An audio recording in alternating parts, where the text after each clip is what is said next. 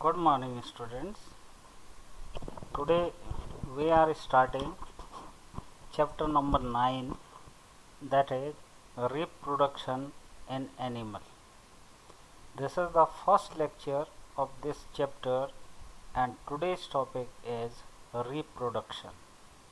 Now, one should know that our every organ system have specific function, like digestive system have to work for digestion of food and convert the food into energy.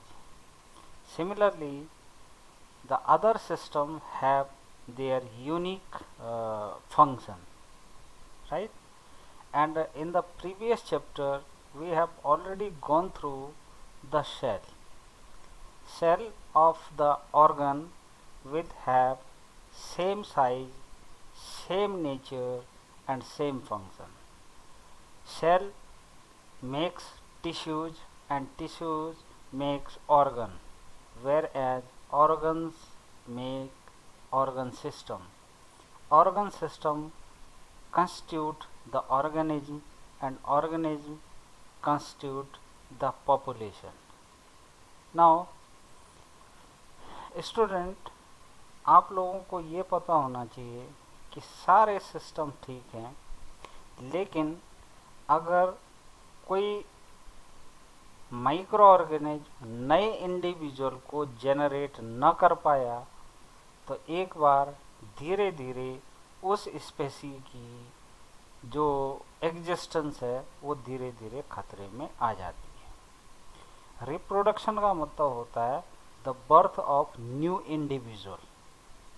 अब new individuals जब नहीं आएंगे तो धीरे धीरे population उस micro organism की कम होती चली जाएगी और एक दिन जाके ख़त्म हो सकती है। ठीक है। Now what is reproduction? The production of new organism from the existing organism is reproduction. ठीक है। The production of new organism from the existing organism of the same species is known as reproduction. अगर कोई Spacey है और existing organism जो है वो नए इंडिविजुअल को बर्थ देता है, नए ऑर्गेनिज्म को डेवलप करता है, तो इस प्रोसेस को कहा जाता है रिप्रोडक्शन। ठीक। Reproduction is essential for the survival of species on the earth. ठीक है। जैसा मैं पहले ही बता चुका हूँ कि अगर रिप्रोडक्शन नहीं होगा तो धीरे धीरे उस स्पेसी की सर्वाइवल जो है वो कमज़ोर पड़ती चली जाएगी, क्योंकि आपको पता है कि जिसका बर्थ होता है उसकी डेथ ज़रूर होती है। तो धीरे धीरे उस ऑर्गेनिज्म की संख्या जो है वो कम होती चली जाएगी और हो सकता है कि उसकी सर्वाइवल पे भी दिक्कत आ जाए। ठीक है।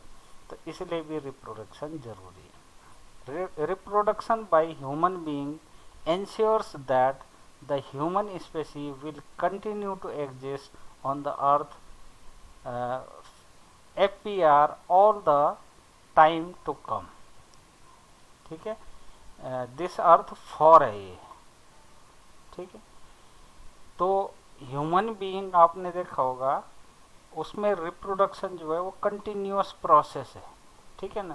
तो इसलिए ये गारंटी हो जाती है कि human being will survive for a long time on the earth. ठीक। Reproduction give rise more organism with the same basic characters as the parent. ठीक। अब जो रिप्रोडक्शन के बाद नया इंडिविजुअल आता है तो उसमें उसी ऑर्गेनिज्म की कैरेक्टरिस्टिक अपने आप ट्रांसफ़र हो जाती हैं फ्रॉम देयर पेरेंट्स। ठीक है। जैसे मान लिया किसी स्पेसी कोई भी एनिमल है, उसकी जब नया इंडिविजुअल आता है तो उसकी भी कैरेक्टरिस्टिक लगभग वैसी होती है जैसे कि उसके पेरेंट्स की। तो जैसा हमने सेल वाले चैप्टर में बताया था कि क्रोमोजोम्स जो हैं वो जीन्स को कैरी करते हैं, और पेरेंट से ऑफ स्प्रिंग की तरफ जो है जब जीन्स ट्रांसफ़र होते हैं, क्रोमोसोम्स ट्रांसफ़र होते हैं, तो कैरेक्टर्स भी ट्रांसफ़र होने लगते हैं। ठीक है। द न्यूली बॉर्न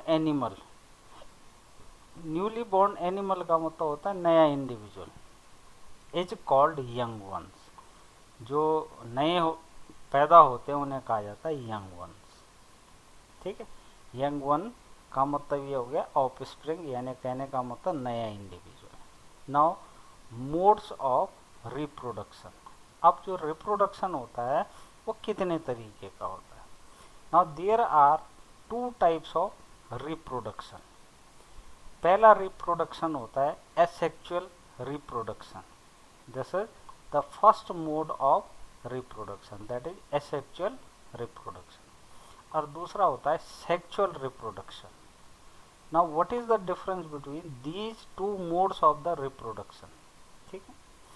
देखिए, सबसे पहले हम चल रहे हैं असेक्सुअल रिप्रोडक्शन पे। The production of new organism from a single parent without the involvement of sex cell or gamete is called asexual reproduction। यहाँ पे हम asexual reproduction की बात कर रहे हैं। ठीक है ना। This is the binary fission of amoeba. देखिए बेटा, एसेक्सुअल रिप्रोडक्शन में सिर्फ सिंगल पेरेंट की जरूरत पड़ती है, सिंगल पेरेंट। ठीक है। अब जैसे अमीबा है, अमीबा जो है, एक अमीबा आपको पता है इसकी इरेगुलर शेप और साइज होती है। जब ये दो अमीबा में ब्रेक होता है, यानी एक ही अमीबा था उसका ब्रेक हो गया, टूट गया वो अमीबा और दो इंडिविजुअल्स में कन्वर्ट हो गया, तो आपको पता है अमीबा इज यूनिसेलुलर ऑर्गेनिज्म। क्या हुआ कि उसका जो न्यूक्लियस था सेल का, वो दो में डिवाइड हो गया। इसका मतलब वहाँ पे दो सेल्स बन गई।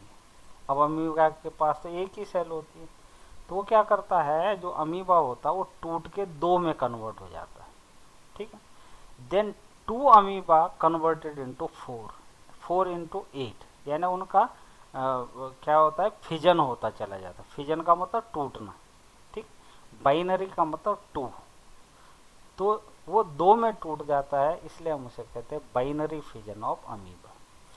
This type of reproduction is called asexual reproduction, जिसमें केवल सिंगल पेरेंट की जरूरत पड़ती है और नया इंडिविजुअल बनता है, उसे हम कहते हैं असेक्सुअल रिप्रोडक्शन। तो amoeba is the best example for the asexual reproduction. दूसरा होता है सेक्सुअल रिप्रोडक्शन।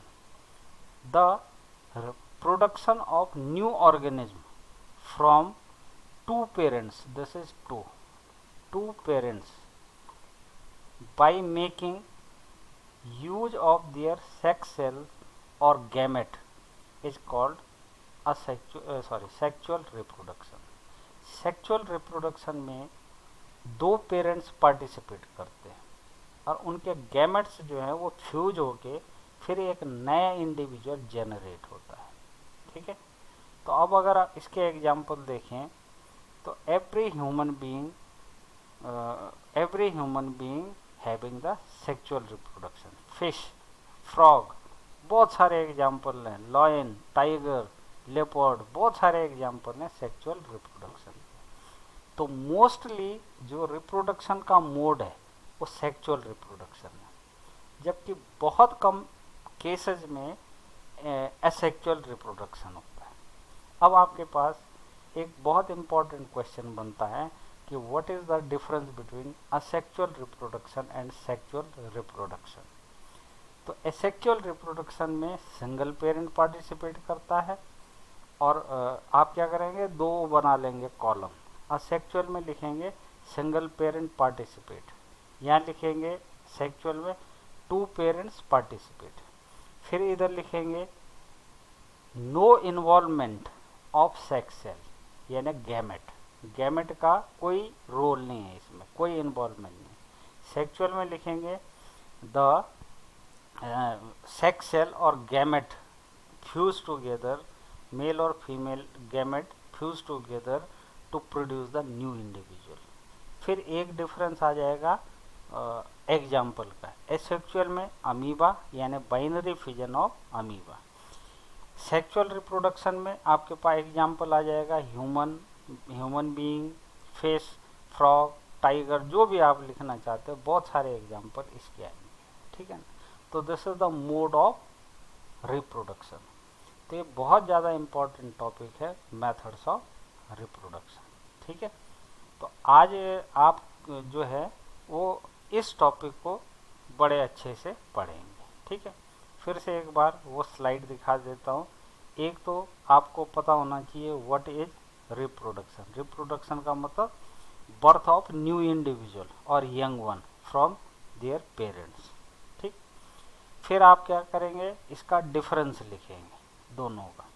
तो होमवर्क में आप इसका डिफरेंसेस बनाएंगे। At least 3 differences should be there between asexual reproduction and sexual reproduction, ठीक है। इसके बाद वाला जो टॉपिक है वो नेक्स्ट लेक्चर में हम कवर करेंगे, ठीक है। Thank you very much.